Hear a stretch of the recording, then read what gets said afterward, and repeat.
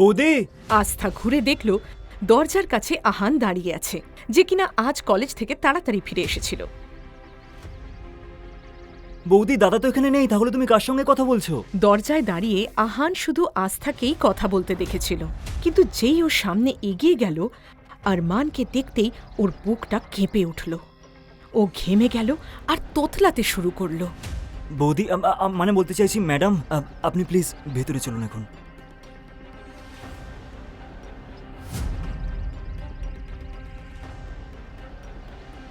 দাদা, এইভাবে আমাকে ঠকানো হলো? আহান আমাকে এইভাবে মিথ্যে বলার কারণ কি ছিল? আরমানের দাদুর কথাটা মনে পড়ল, কিন্তু তাকে এখনো বলা হয়নি যে তার বিয়ে প্রিয়াঙ্কার সাথে নয়, বরং আস্থার সাথে হয়ে গেছে। কিন্তু আহান ভুল করে সত্যিটা ফাঁস করে ফেলেছিল। দাদা, আমি তোমাকে সব বলছি, শুধু আমাকে একটা সুযোগ দাও। আসলে তোমার বিয়েটা অন্য কারোর সাথে হওয়ার ছিল।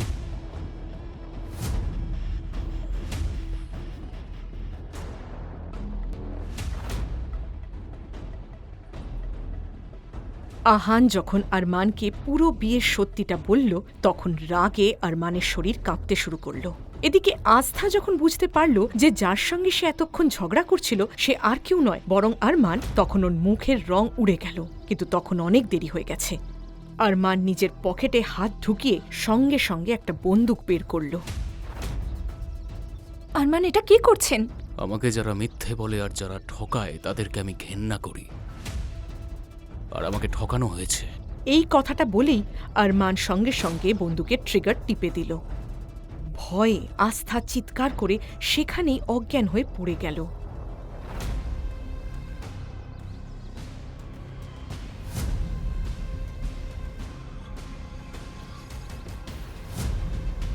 আহান আস্থাকে সঙ্গে সঙ্গে সোফায় শুইয়ে দিয়ে নিজের বন্ধু ধ্রুবকে বাড়িতে আসতে ফোন করল।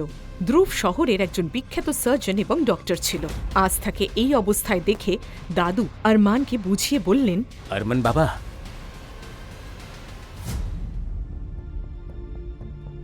আমি মানছি বাবা, তোমার বিয়ে প্রিয়াঙ্কার সঙ্গে ঠিক হয়েছিল। প্রিয়াঙ্কা বিয়ের আগেই মণ্ডপ থেকে পালিয়েছিল। আমি ওরই কাজিন আস্থাকে এই পরিবারের সম্মান বাঁচানোর জন্য মণ্ডপে বসিয়ে দিয়েছিলাম। তুমি খুব বড় ভুল করেছো দাদু, এটা করা উচিত হয়নি তোমার।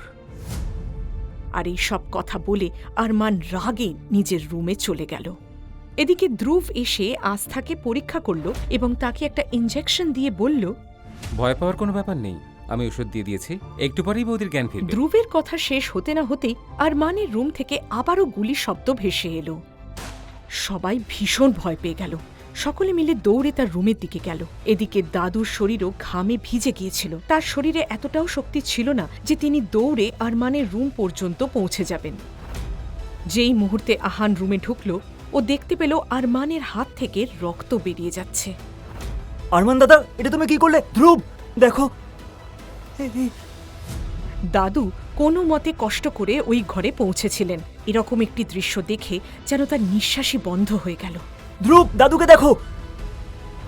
দাদু। আহান যখন দেখল দাদুর শ্বাস নিতে কষ্ট হচ্ছে, তখনই সে দ্রুত ধ্রুবকে গাড়ি বের করতে বলল।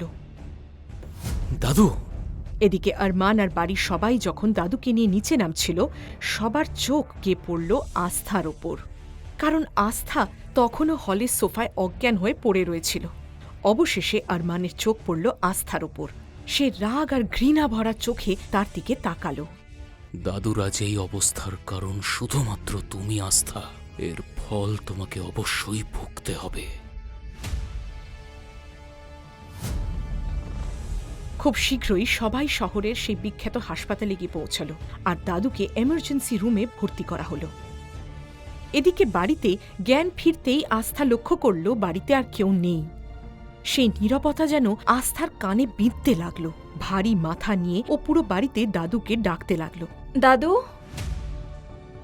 দাদু, আহান, কেউ আছেন? ম্যাম।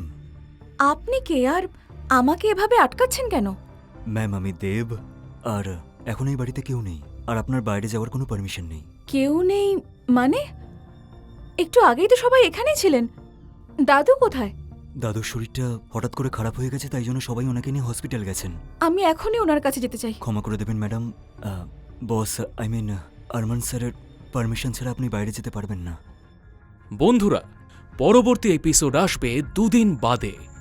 আর পুরো কাহিনী এখনই শোনার জন্য ডেসক্রিপশনে ক্লিক করে ডাউনলোড করো পকেট FM অ্যাপ।